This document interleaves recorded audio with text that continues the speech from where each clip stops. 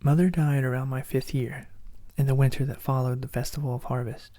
A plague struck when the pride of our people was at its peak. Reisenbo had endured. They had bested the odds, overcoming the forces of Verda. Yet it seemed nothing could have prepared our people for the sickness that came. Death crept its way into even the strongest hearts of the Divide, sparing neither pride nor beauty in the random victims it claimed. I fell sick as well, so I don't remember much from the time. It was a blur. Reality was obscure and distant, and though I wanted to wake, I was lost in a deep, dreamless sleep, lost between fleeting moments of consciousness.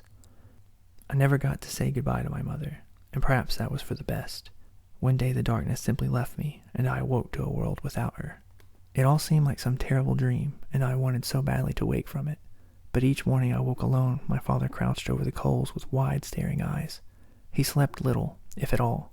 So many times I clenched my eyes and hoped to hear the words from just behind my ear, but her voice surfaced only in memory. "Rise and be strong," she had said. I took these words upon myself as a vow. Each day I would rise stronger. My goal was to push myself to be the strongest I could be, to honor her, to honor my people. Though grief was far from over, it would not fold our home. I did my best to help my father in that place so haunted by memory. Whenever tears swelled or his voice began to tremble, I made sure he knew he was not alone. We had one another, and the remaining hearts of the Divide still beat as one. We would face the world together, strong in the love that remained. Indeed, loss was felt in all the hearts of Reisenbo. There wasn't a home that hadn't lost a member of their family. Some had lost much more. Grief was everywhere, but as time moved on, it seemed few were as lost to it as my father. His proud boasting and cheery personality fizzled, and many began to call him Creighton the Solemn.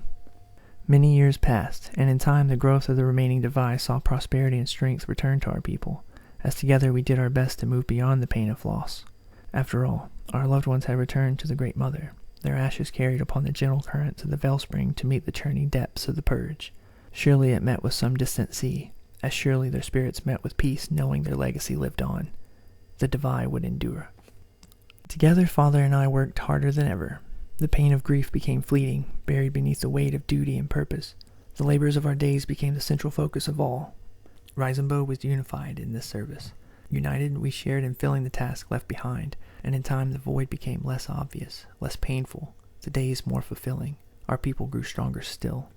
My training intensified, as play had lost much of its appeal. Instead of role-playing games, I now sparred with my teacher, in what little spare time we found. I quickly became the most formidable wildling in the gully, though I had little time to exhibit my skills. With fewer hands to work the fields, the elder wildlings were welcome to help tending the crops. I considered it a great honor to tread so close to the footsteps of my mother, and my contributions to the evening feast helped restore some warmth to Reisenbo, as well as to her memory, warm as the sun at my back each day. Her spirit rested with the divine, her legacy remained with her people. Life gradually evolved beyond sorrow. My father and I were finally getting along better in the wake of tragedy. Neither of us were the same, but we managed better with each day. We had found the strength to heal. Yet it seemed fate would change our lives yet again.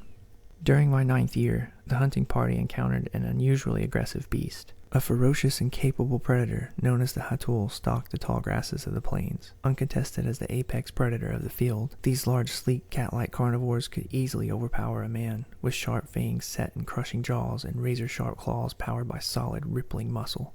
These formidable creatures stalked the plains in small family units, typically shying away from and avoiding people altogether.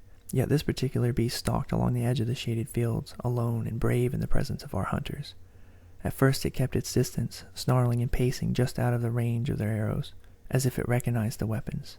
The intent behind the creature's unusual behavior unnerved the party, but they continued despite the ill omen. As usual, the hunters split into 2 parties. My grandfather Kragar led a team of 3 into the tall grass of the fields. He took with him his 2 sons, Rathos, his oldest, and my father Creighton. They were wary of the beast, mindful and armed with the deadly poison of the Malakar. But as they stalked the fields, the beast was nowhere to be seen. Continuing with the hunt, they managed to herd 2 large doe toward the waiting archers. Kragar rushed for the clearing of the shaded fields, waving his spear and screaming to give an edgy doe one final push into the trap. Just as he neared the clearing, the beast sprang from behind, biting hard into his right leg. It pulled him deeper into the tall grass, horribly mangling his leg below the knee.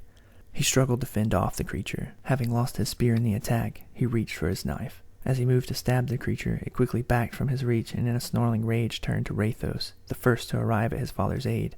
The beast met him with a powerful offensive, overtaking him in an instant. My grandfather watched the beast easily avoid the hunter's weapons as if it were all too familiar with him. This was no natural beast. Scars covered the flesh beneath the dirty shine of its smoky gray fur.